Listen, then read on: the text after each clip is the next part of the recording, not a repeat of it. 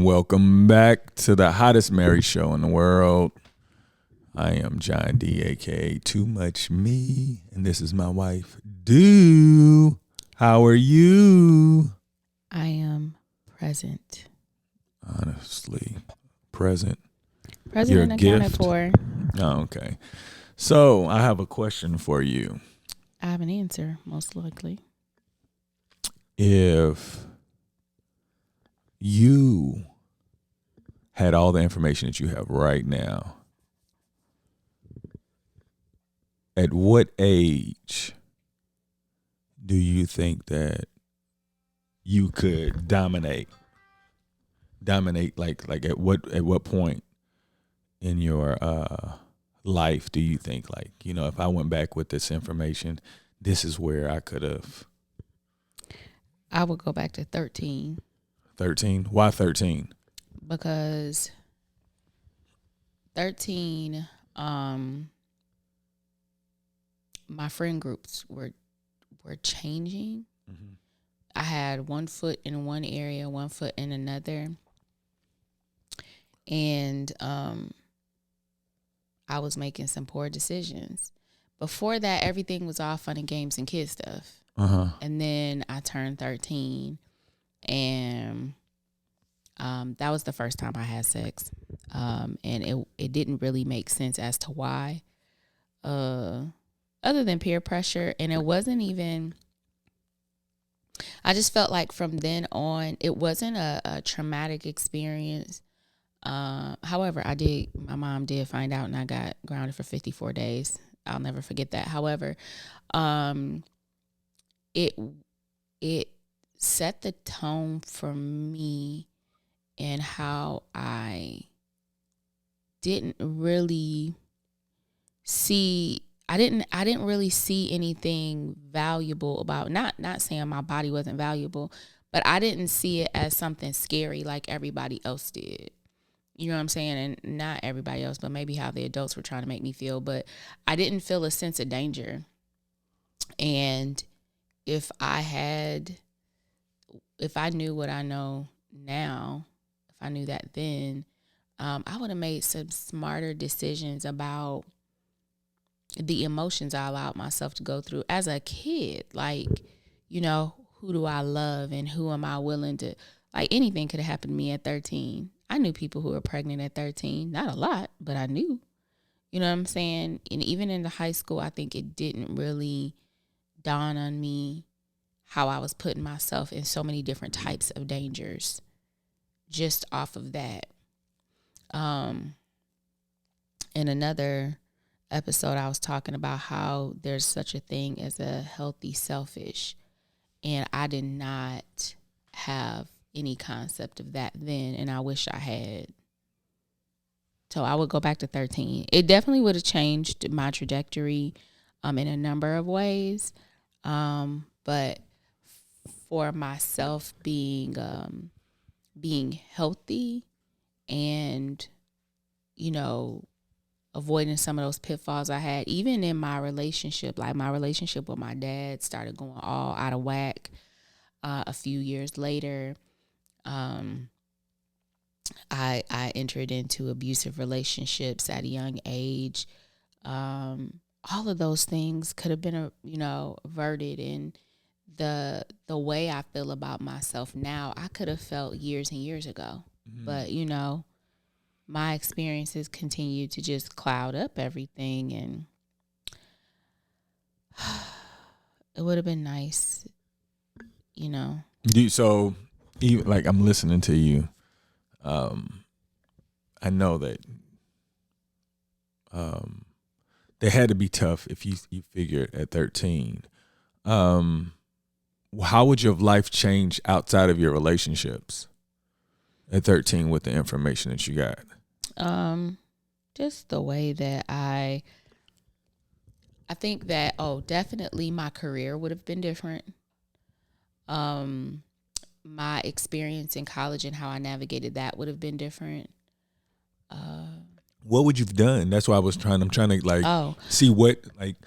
I think that I definitely would have pursued something more in the area of writing if I had been thinking clearly about just myself. Not that anybody was trying to push me in a particular direction, but I was influenced by the idea that, you go for the stuff that will pay you. And so I went into school with the expectation of either going into business or going into medicine. And I got into this science program where it was really focused on, obviously, sciences. So I was like, okay, I'm going to go toward being a doctor. Well, then I realized I don't want to do that. Well, I have these credits. So what can I do with the credits that I have to complete the degree and then move forward into a graduate degree that's more along what I want to do? And so I feel like that shaped where I would go if I had come in and just said, what would you like to do, Kanika? And really went toward what I enjoyed doing in my pastime. I didn't know that my career was supposed to be what I enjoyed doing in my pastime. So I think my career would have been different. I think how I navigated relationships would have been different. I don't think that you and I would have been together. Oh, of course not. I was trying to say that in the nicest way I could. I think I would have, I may have lived here a little bit longer before I ventured out. But I definitely would have left my hometown.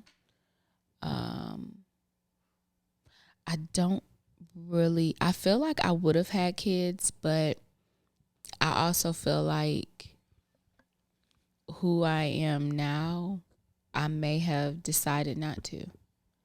And this is why. I feel like I hate this world, and I hate trying to figure out how to help my kid navigate things that they shouldn't even have to worry about right now, but they do. So it's a challenge to me. I love Day in Dallas, so I definitely don't mind fighting the good fight to not help them get through the world.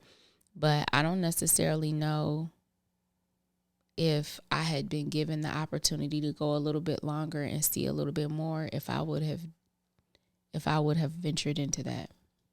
So, why do you hate this world? Like, what was your expectation for it to disappoint you? Like, who gave you this expectation for? Nobody gave me any type of expectation for the world. I just feel like. Did you understand what I was saying? Okay, go ahead. No, I'm just making sure. Like, you said that you hate this world. In order to hate it. Did I say I hate it? Yeah. Oh. And I mean, even if you dislike it a whole lot, I'm just saying, like, how did it disappoint you? Like, I don't know. Like, to me, in order to be disappointed, it's because you had an expectation. And I'm just wondering, how did it hurt you to the point where you would reconsider not having kids if you waited a little longer? That's why I'm just trying to get your mindset on that. So I'm not. I don't know. I feel like speaking as a Black woman, there are so many messages that I get and I've gotten over the course of time that are supposed to tell me that I'm not as valued. And I feel like I don't ever go into the world trying to change people's idea of their worth. But I feel like that's a targeted message that I've gotten over time. I approach the world like, live and let live. And I feel like a lot of the times for myself, people are like, live and let live unless it's these groups of people. And then I want you to know that, you're inferior in this way, or people don't want you in that way, or, you got to watch what your hair looks like in this way. And did you say that properly? And it's so many messages where people get to be unique and they get to be, quirky. But then when I am standing in my uniqueness, it's not always as well received. And if I'm accepting having children, I'm also accepting having birthing another Black woman. and subjecting her to these same messages and hoping that she can still love herself despite the messages in music and TV and politics and everyday conversations with people in relationships. Like, it's I don't want to be dramatic, but it's kind of like a self-esteem death sentence for some women. And even for my son, you know, he's a young black man who doesn't fit any of the stereotypes. He doesn't fit. And I love that he doesn't fit. I don't want any of them to fit, but I need them to be strong enough to be okay with not fitting. And there are other people that get to be eccentric, and it's okay, but it's not always okay for my people. And so for me, it's always like, you know, people be like, I don't want to have kids in a world like this. Really, it's like, I want my kids to be like unicorns. I want them to be able to come out and be able to be free. And I feel like so many people are trying to stop them. And it's like, why are you even bothering me? Like, you could live your own life.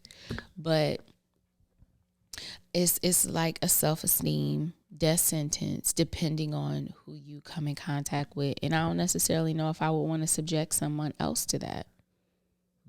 Just off of the strength of, because I want to have a beautiful baby. Like, Well, yeah, I got you. No doubt. So how do you feel that, like, I don't know how much you pay attention to the new generation, but you know, every generation is talked about from the previous generation, talking about they're ruining everything or whatever negative. Do you believe that the generation is lost, or do you believe that they're closer to the answer than the previous generations? Oh, yeah.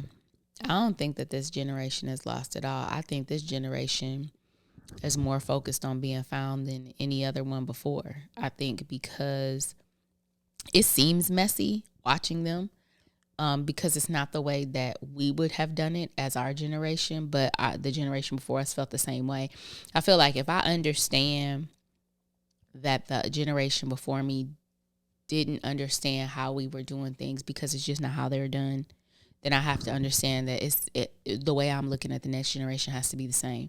But I appreciate this upcoming generation because they are so much more open and they explore every possibility.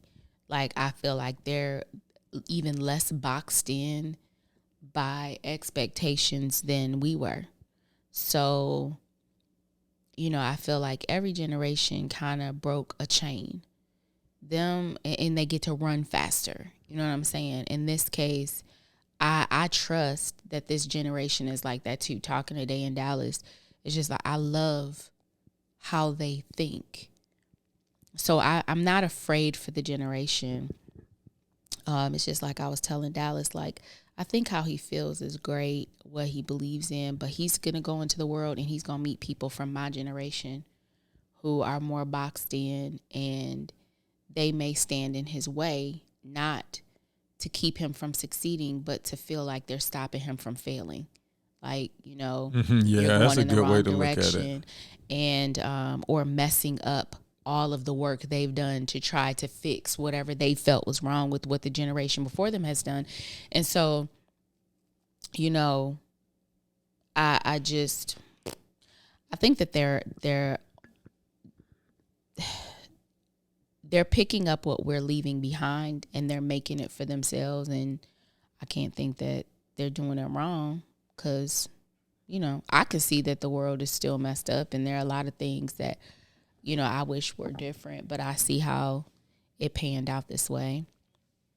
I think that they're as found in this world that they're living in as we were in the world we were introduced to.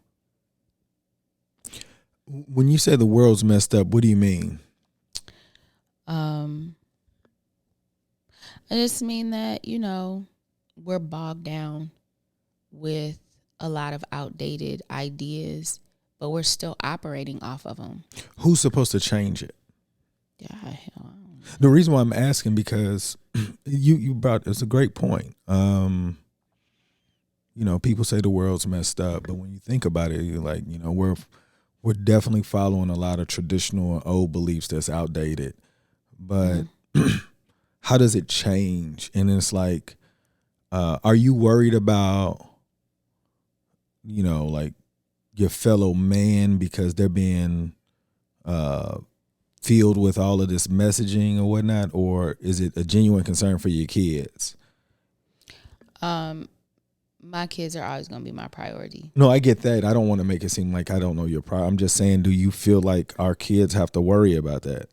Yeah, because they're in a world with people who are from my generation and people from the generation before us are still running the country. Like the oldie but not goodies are still sitting in seats and they're making decisions off of a centuries year old document that doesn't even apply to the people that is supposed to govern right now. So I feel like they're in a world that is like in a stranglehold with all these old people that need to sit down so that, Well, who's supposed to stand up then? Like, is there a changing of the guard supposed to happen? Like, yeah, where is it then? I think so. That's what I'm saying. Like, when does it happen, and like, how does it happen? That I wouldn't be able to tell you. I think that. Well, you said that they need to sit down. If they sit down, somebody need to stand up. That's what I'm saying. Like that. What happens? How do we get there? But I feel like that's how people show up when they know that, there's an opportunity. I feel like we have become, in our particular country, we're just kind of used to how things go. And, but I do just like AOC and how she showed up on the scene and started working in politics. I think that other young people could do the same thing. Who's AOC? What's her name? Alexandria Acosta. Dadgummit. What's her last name? I'm not for sure. I don't know who that is. Oh my goodness. So it was this woman out of New York. She had like a degree in, I don't know if it was sociology or political science or whatever, but she was also serving as a bartender at the time. And when things were like getting all out of whack, she just showed up on the scene. She's a part of the squad that Trump used to hate on all the time, of women who spoke their mind and spoke against us just doing the same status quo stuff that these old Congress people have been doing for years and years and years. And so I really love listening. I loved listening to her. I haven't heard her speak in a really long time. Oh, there it is. Alexandria Ocasio-Cortez. She's, it's so crazy because now I'm just used to calling her AOC. That's really rude. But she's a politician and an activist out of New York. And she just came in 19. 32 years old. I'm looking at it right now. She's 32 years old. And I think that those are the people. That's the age group that I would love to see setting the agenda and the vision for where we go next.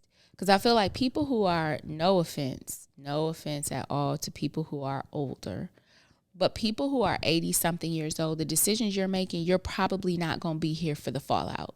You don't think it should be younger than that? Why you go so high? No, because there are literally people in their 80s who are sitting on them benches in the seats. But what we already know that they passed, yeah. But 70s is pretty high too. Yes, 70s is pretty high. I agree. And even some people who are in their upper, I feel like we should be, like, just like they say you have to be a certain age in order to be president, in order to be whatever, I think that there should be a cutoff age as well. Not to say that they don't have wisdom and knowledge to impart. They could be consultants or something. Yes.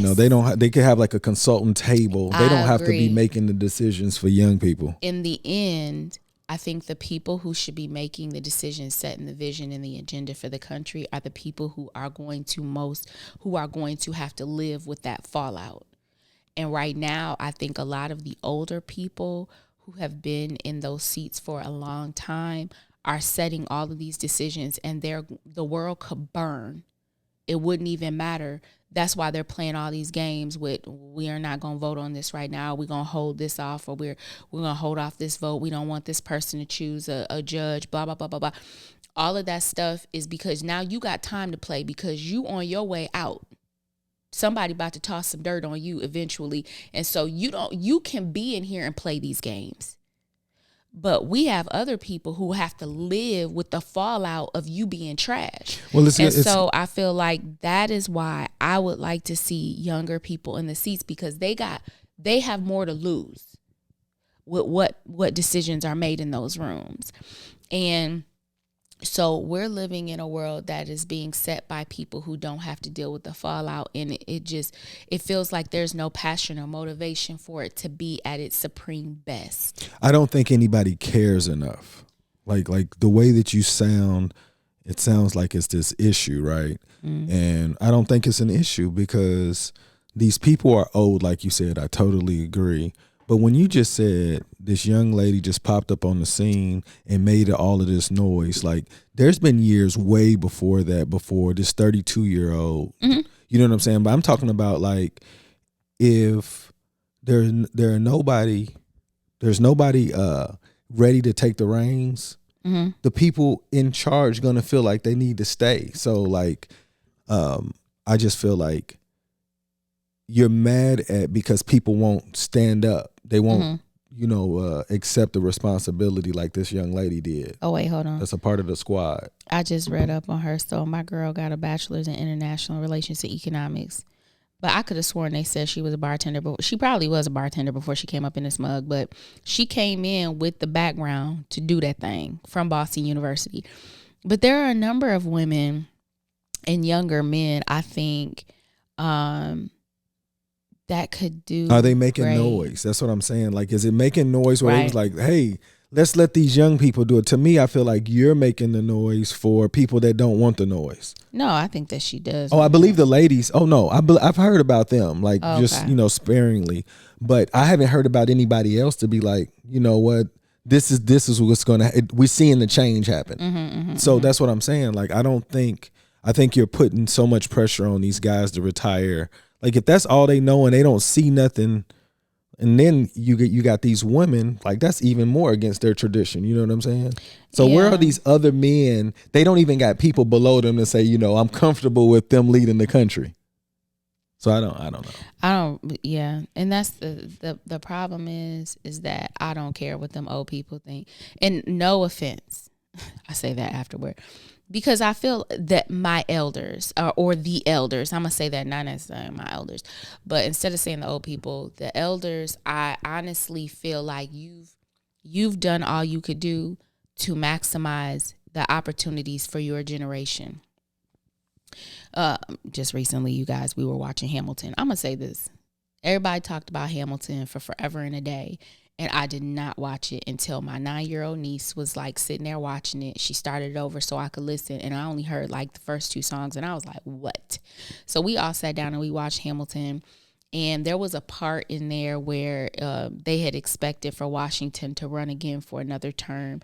And he was like, no, I'm stepping aside and you guys are going to have to move forward from here. And I think that I would like for his successors to do the same thing and just sit down somewhere, open these seats back up. And it's the other thing of, how I was talking about before. I don't know if we talked about it on here, but how a lot of people vote based on name recognition. If they see the same name, then they just vote for the name that they know. And usually it's that you haven't experienced anything horrible take place that you thought had anything to do with this representative, so you just keep voting for the same one. Well, we need to start pulling these people out. Just like you can only have a certain number of terms as a president, maybe you should have only a certain number of terms as a member of Congress, because after a while, I'm trying to figure out what you're even doing here. Like that's just how I feel. But yeah. I got you. I mean, I feel that the Constitution needs to be revisited along with any other articles of that deals with how this government's being ran, because like you said, it's very old and traditional. I'm not saying everything needs to be rewritten, but everything needs to be looked at to be rewritten. It should be reviewed. Yeah, definitely. You know, because I feel like when you stand on some traditions that need to be changed, that it just shows you that you're continuing the continuance of ignorance. Like, you know, this is bad, but we're gonna say this, like, you can't change the Constitution, but you can change it if it's to improve it. Yeah. Like, the idea that you think that these men made all the right words at that time, like, if it for it, like these amendments and all of that, like, just let's just make it a better Constitution. I agree, but I think that I failed to come back to just say, oh shoot, I lost my train of thought right there. Oh, I'm pretty sure you'll bring it back, but I just feel like when you say people are sitting in seats for so long, I mean, until somebody makes a really big deal about it, that's what's going to keep happening. So, like, I guess it's not broke. Well, that's what I was going to say. You brought it back to me. Thank you. Because I was going to say that the representatives, when they sit in those seats and people just continue to vote for them because of name recognition, if we were able to take them out of the, like, you can only serve 2 or 4 terms or whatever, then it's 2 fresh new names. And 2 fresh, like, they can't just vote off of, I know the name. Now you got to think. Now you got to know something about somebody. And I think that. Or do you hope that that's what's going to happen? Yeah, I hope. Well, and I feel like I would rather take that risk than to continue on with someone that is not doing what they're supposed to do. And you know, maybe they'll, I don't know. And like, so in the job that I have, like, and I'm sure that on different boards, they have these bylaws anyway, but on the board of one of the groups that I work for, it's like you have the chair, the 2 co-chairs, and then one of the former chairs also sits on the board. And to me, it gives a level of continuity, and it's like the previous administration or leads are still there advising the current one, so that there's a cohesiveness in the vision of where things are going, and they can also serve as an advisor or whatever the case may be. I'm with that.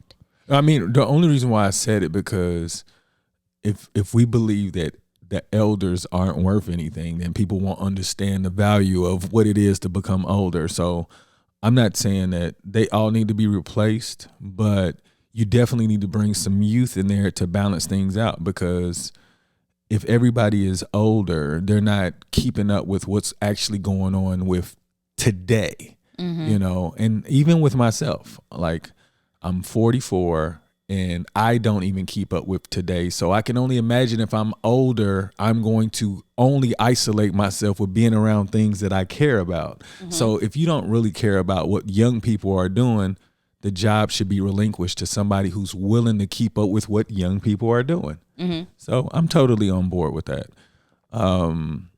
Hopefully in the upcoming years, as podcasts such as these talk about things that can actually improve versus to say what's right or wrong, we'll see some change. But until then, I think that we're going to just keep learning how to communicate, because everybody always think their way is right. And I'm not going to lie, like, when I think about the Republican Party and I think about how I learned about the Republican Party, it wasn't even fair. I never even had a chance to be a Republican until I became an adult.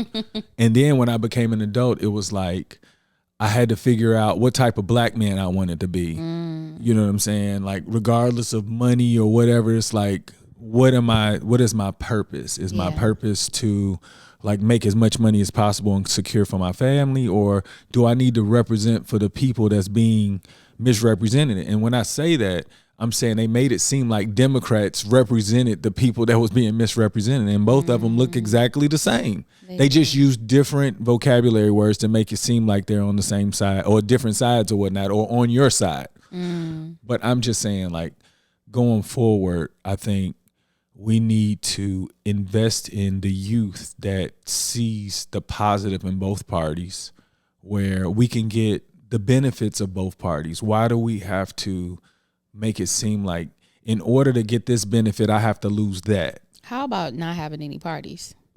Well, that's going to be a change too. I think that it would force people to really have to think about who they talking about, because a lot of times you have people like, oh, I'm just going to vote straight Democratic ticket. Oh, look, that's what I was about to say. Like when you were like, if you change it up, it's going to force people to think, no, it's going to make people to say, this name look like mine, I'm going to pick this one. Oh, I got a cousin named Jackie. I'm going to so look, we already, my thing is we've already been choosing people like that. I know. We've already been choosing. All we're saying is, let's change it up. Change it up.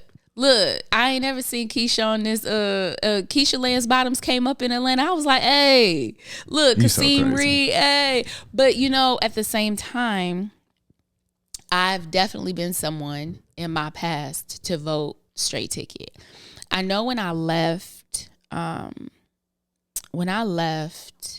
country and then I came back, the first election I voted in, I was really looking up everybody's name because I wanted to know what they had voted on previously. I think you had, because as you became more aware. And you decided like the least I could do is do my part. At least I could do is know that whoever I'm choosing. But my problem also is when we're going through this with the parties, it's like there are decisions that are made, and there are people in Congress that make, like, they side with their side. You know what I'm saying? It doesn't necessarily mean that they believe it, but they understand the value or the importance of standing with your side sometimes. And I think that is the dangerous part. And you know what's so crazy? That idea is in families. Like, we'll be loyal to our family and know that they're wrong. Yeah. So it already makes you feel like you can't even question somebody who's wrong because y'all family. So if you in this party, regardless, you don't like it, it's for the benefit of the party. The benefit of the party and not necessarily the constituents that the party represents. Correct. And so in regardless of whether there's a Democrat or a Republican in a seat representing wherever I live, I'm still your constituent now, even though I didn't vote for you. Mm-hmm. So it's like for the betterment of everyone that's under you. And there's even no shame for some of these people when they have like some of the poorest counties, some of the counties with the worst healthcare or food insecurity.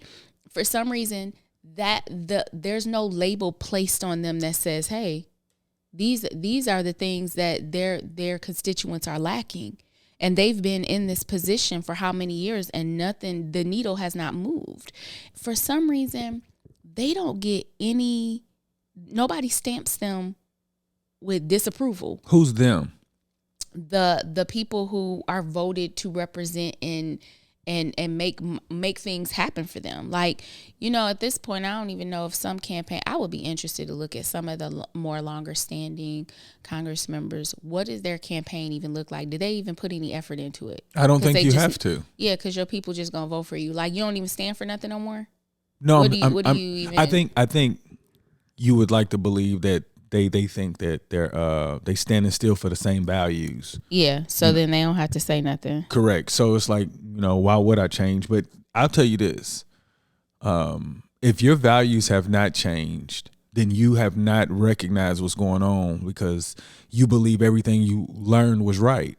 Because, as you become an adult, you get more information, and then I guess you get to that point where you're like, okay, am I going to stand for this because this is what I was taught, or I can see that this probably wasn't right. Mm-hmm, and then you're going to say, I am strong enough to say, you know what? I don't believe in this anymore. Yeah. But if you don't do that, you still believe that So it's like one of those things where I don't want to jump over there because I feel like I'm doing the right thing this way. Mm-hmm. You know what I'm saying? So that's hard. It is. And I think that a lot of people will go, like, if you really worked in your position and you found that, okay, I campaigned on this, but this is not realistic, or I can see the merit in doing it a different way, you could tell your constituents that. Yeah. You know what I'm saying? And tell them, look, I'm guiding you in this direction because I feel like this, and this. And if they trusted you to, a lot of people ain't even listening to really know what's even happening.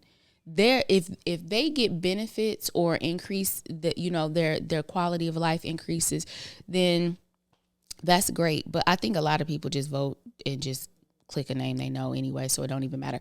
But I really do feel like it should be their report card.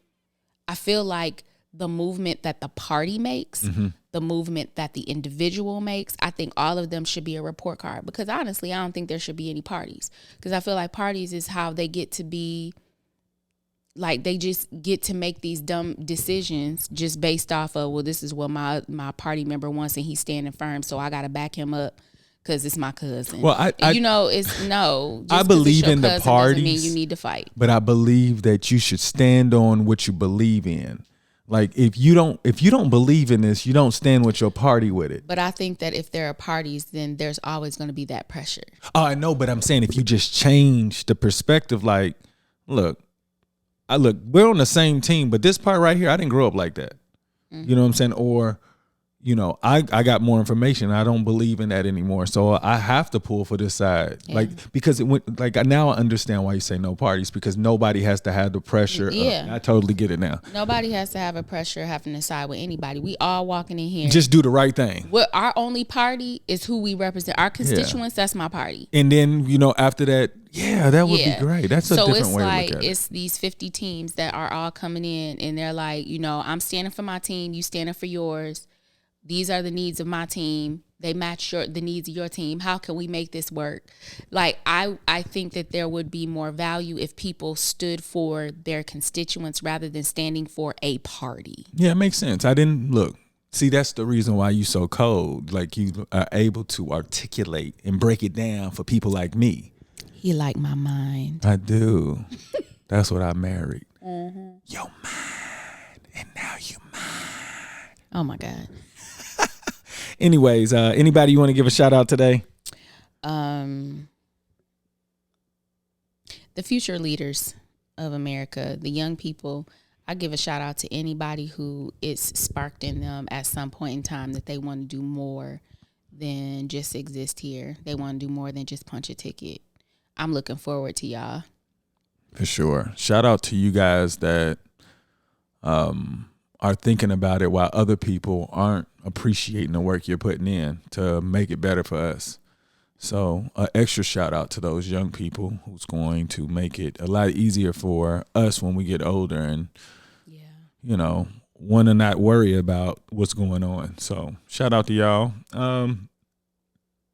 And today, I don't think I acknowledged Black History Month, but I wanted to give a shout out to Black History Month. I know that we're Black and we talk about issues that happen in all communities, but specifically Black. I wanted to give a shout out to all the people of color that happen to be from African American descent or African descent that's helped us, that helped this country progress to where it needs to be. So shout out to everybody who contributes to that. Thank you. And we love you. Make today better than yesterday. Don't worry about anything you can't control. GATA. Get after that action, or that action will get after you. Boom.